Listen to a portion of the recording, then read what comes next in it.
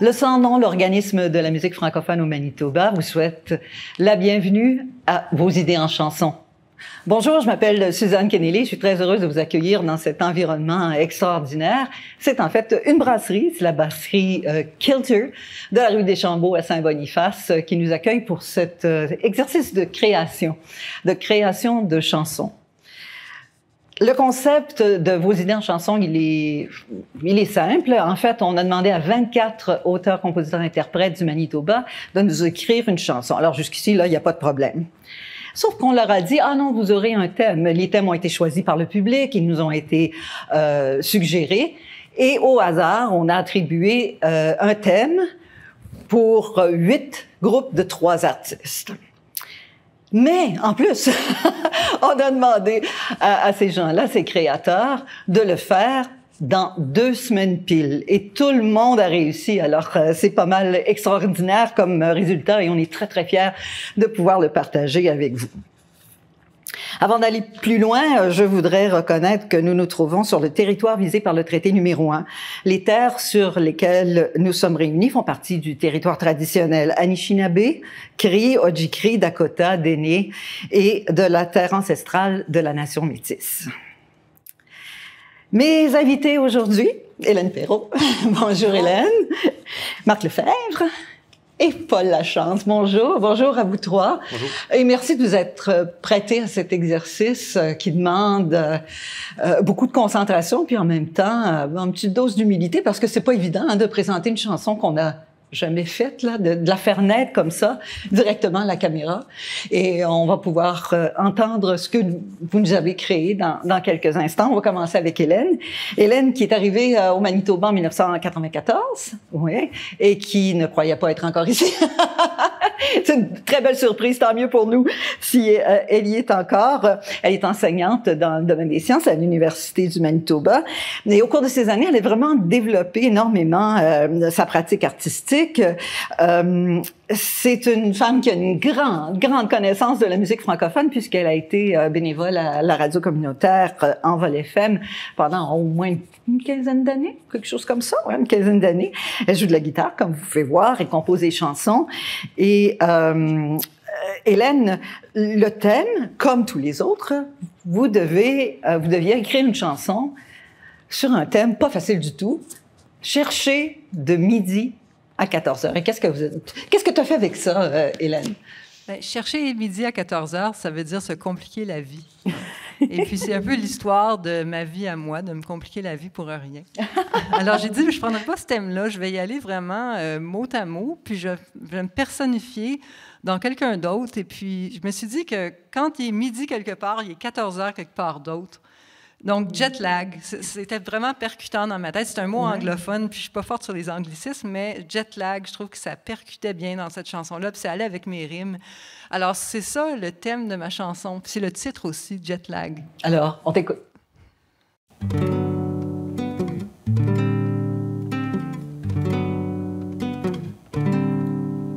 Je m'ennuie à une réunion un lundi matin à Chicago. Puis je prends le prochain vol, mon petit sac en main vers Tokyo. Mon téléphone change de réseau 3 fois par semaine.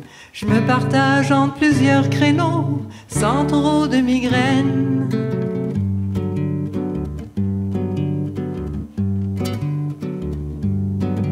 Je me place en classe affaires pour mes voyages, c'est évident. Je déjeune, je dîne, je soupe à toutes les heures, n'importe quand. Un verre de vin avec mes toasts, des menus à toutes les sauces. Voici la vie si trépidante d'une jet-set itinérante. J'aime la jet-set, le jet lag, je voyage en terrain vague. J'aime le jet lag, la jet-set, je survole la planète. Vous me verrez plus ici, vous me trouverez ailleurs, en train de chercher midi à 14 heures.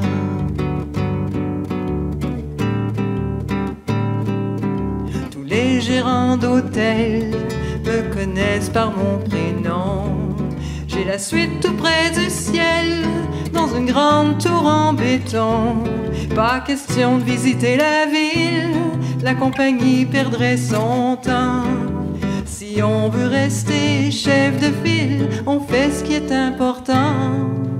J'aime la jet set, le jet lag, je voyage en terrain vague. J'aime le jet lag, la jet set, je survole la planète. Vous me verrez plus ici, vous me trouverez ailleurs, en train de chercher midi à 14 heures.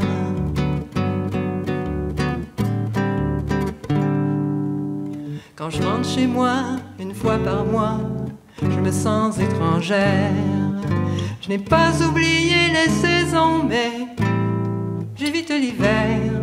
Et chez moi, c'est le seul endroit de partout sur cette terre où midi est midi et 14 heures et 14 heures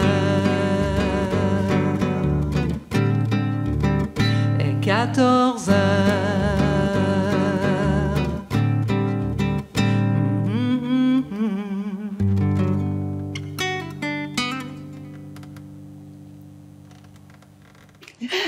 Merci beaucoup, Hélène Perrault.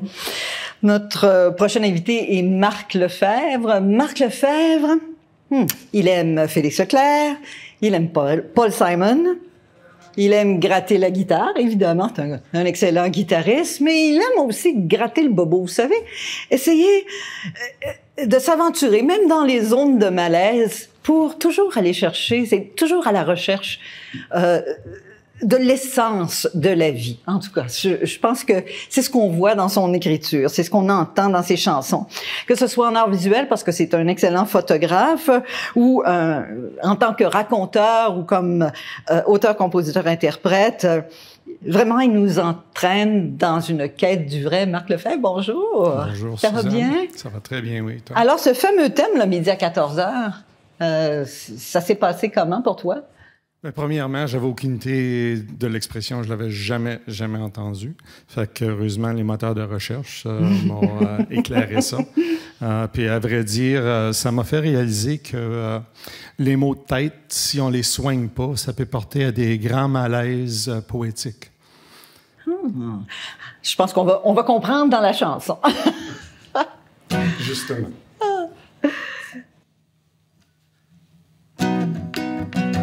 Cherchant chaque jour pour ton bonheur, par-ci, par-là, surtout ailleurs, dans les bijoux et dans les fleurs, cherchant midi à 14 heures. Quand ton sommeil n'est pas à l'heure, quand tous tes rêves ne portent qu'au pleurs, dans ce grand vide au fond de ton cœur, tu cherches midi à 14 heures. Passer le midi de la vie, as-tu perdu ton pari? Perdant ton ordre vers midi, il est pas trop tard, il est pas minuit. Saviez-vous que c'est impossible d'être ailleurs? Tu peux te rendre ailleurs, mais une fois rendu ailleurs, t'es pas ailleurs, t'es là. C'est pareil avec le bonheur. Si tu le cherches ailleurs, tu le trouveras pas. Le bonheur est en soi. C'est un état d'être. Le bonheur est lié à l'amour de soi. Alors, si tu évites l'amour de soi, tu vas finir par être au coton. Arrête de chercher le bonheur. Il est pas au loin, il est dans ton cœur. Tu l'as caché derrière tes peurs, en cherchant midi à 14 heures. Dans tes refrains sont en mineur, l'argent. Tu fermes la porte à ton bonheur. Tu cherches midi à 14 heures. Passer le midi de ta vie, as-tu perdu ton pari? Perdant ton ordre vers midi, il est pas trop tard, il est pas minuit.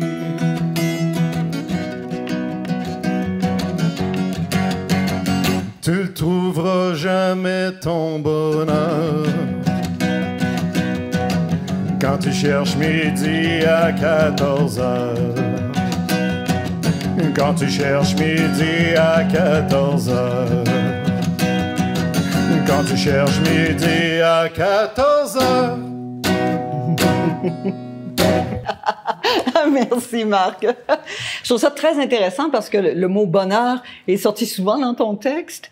Il faut dire que de ce temps-ci, le mot bonheur, on l'entend pas trop parce qu'on est en pleine pandémie. Alors, on est en train de vivre un moment présentement, je pense, de bonheur intense comme artiste parce qu'on est 24 à pouvoir se produire, même si on n'a pas notre public devant nous. Au moins, en tout cas, on sait que vous êtes à la maison, que vous écoutez cette série de 8 émissions, vos idées en chanson. Alors, je pense que ça m'a fait du bien d'entendre ça, moi, le bonheur.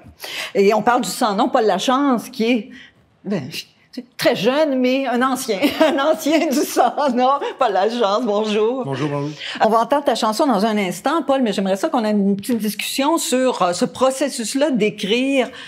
C'est presque de l'écriture spontanée, en tout cas une commande d'avoir à écrire sur un thème spécifique et on a 2 semaines pour le faire et prêt ou pas prêt, on y va. Vous avez vécu ça comment comme expérience, Hélène, peut-être que... C'est la première fois de ma vie que je passais 2 semaines sur la même chanson. Ah! Puis, disons que j'essayais d'en pratiquer une autre, puis une autre, parce que des fois, quand on pratique pour un spectacle, bien, on a quand même, je sais pas, 5-6 chansons, 3-4, bon, mais pas seulement qu'une. Puis là, bien, on est en train d'en créer une, puis elle change chaque fois qu'on la fait, dans mon cas. Oups, oui, parce qu'elle est en processus de création. Et bon, on se dit toujours que ça sera jamais fini, puis on va falloir le présenter à un moment donné, puis ça sera ça. Mm-hmm. Mais de passer 2 semaines sur la même chanson, ça a été spécial. Ouais. Paul, toi, ça a été quoi ton expérience? Moi, j'aime bien ce genre de défi-là. Ah! Parce que on dirait que je travaille mieux sous pression comme ça, tu sais. Et puis, tu sais, savoir que tu as seulement 2 semaines, tu n'as pas le choix, il faut que tu commences à bûcher. Mm-hmm. Ça fait que, dans mon expérience, si je me force à rester assis là, puis je mets quelque chose, ça n'a pas besoin d'être bon, mais au moins, je commence le processus. Et puis là, je vais être capable de corriger puis changer ça. Là. Ça s'achemine c'est ça, dans cette direction. C'est ça. Alors, avoir la pression comme ça, ça te force de rester assis puis vraiment de développer quelque chose. Alors, j'ai bien apprécié ça.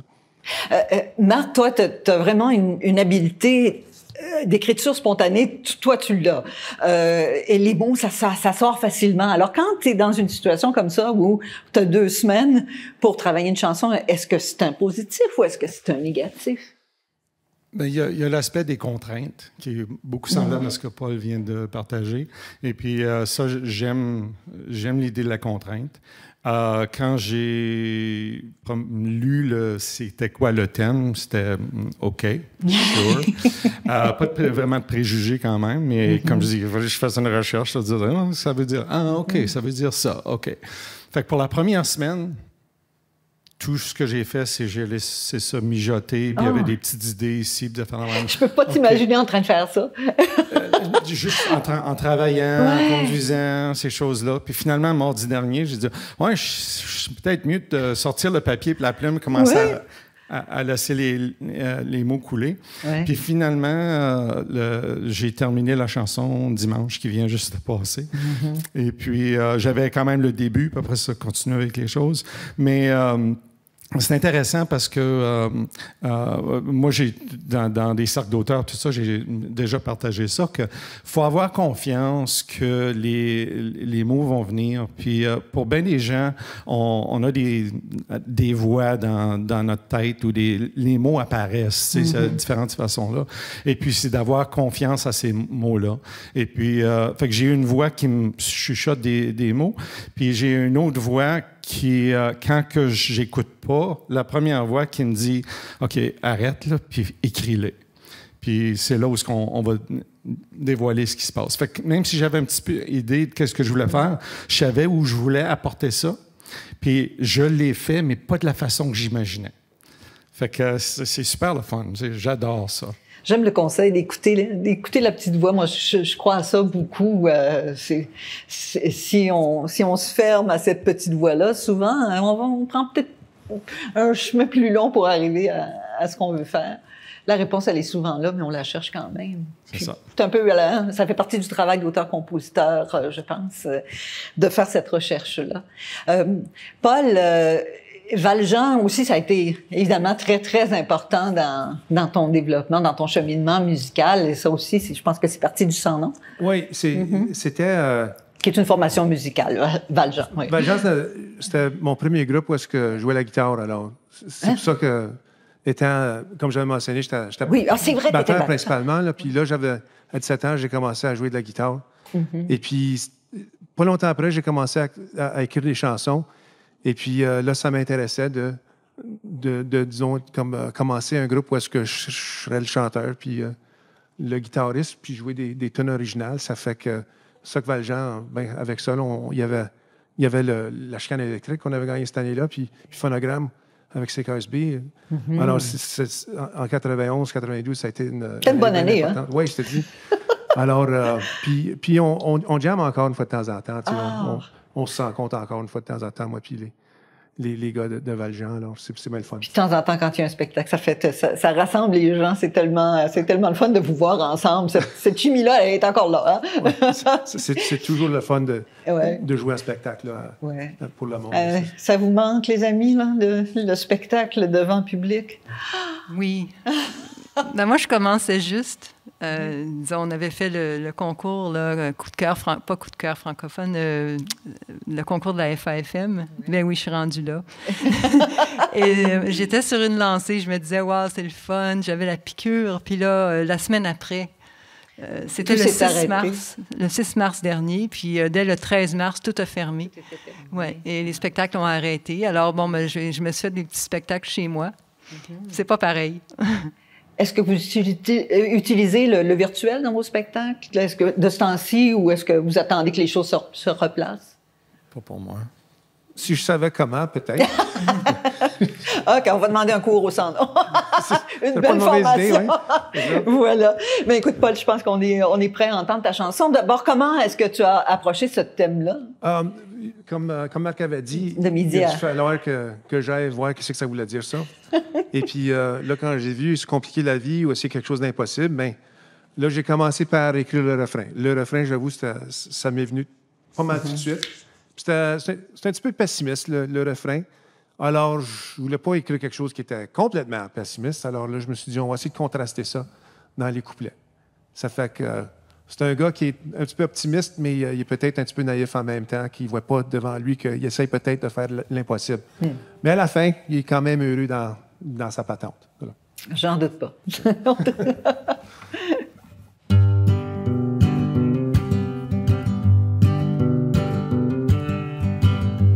Quel matin, tant de joie, tant de possibilités.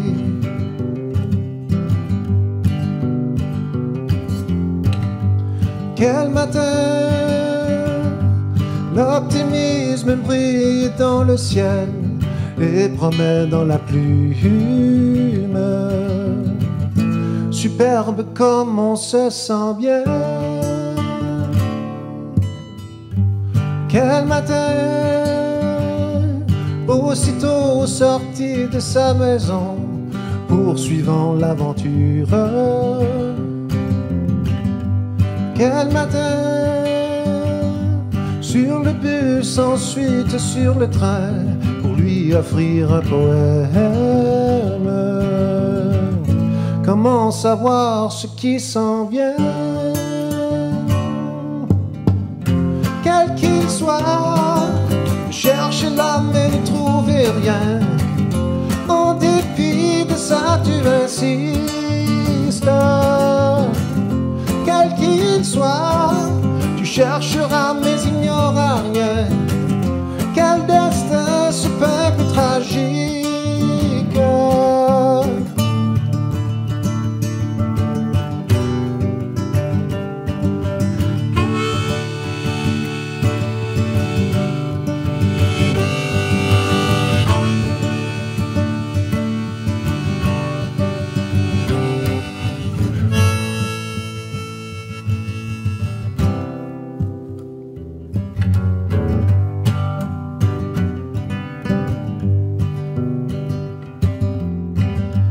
Quel matin,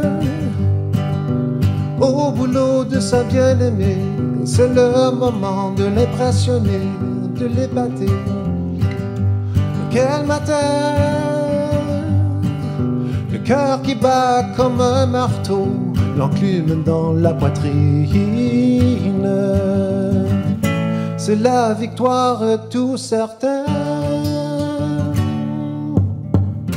Quel qu'il soit, cherchez là mais ne trouvez rien. En dépit de ça, tu insistes. Quel qu'il soit, tu chercheras mais ignoras rien. Quel destin se plaît plus tragique?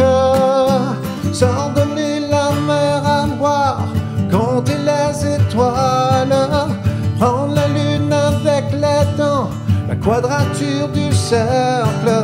À 14 heures, chercher midi, un châtiment s'impose.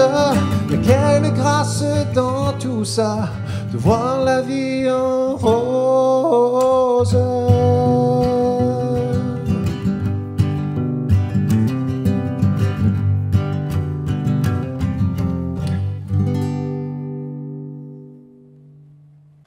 C'était Paul Lachance, Marc Lefebvre, Hélène Perrault. Merci beaucoup à vous trois d'être venus donner naissance à vos créations ici dans le cadre de vos idées en chanson. Et merci de votre généreuse collaboration à cette rencontre. Je rappelle que vos idées en chanson est une initiative du Sans Nom, l'organisme de la musique francophone au Manitoba. Ici Suzanne Keneally. J'espère qu'on vous retrouvera très bientôt.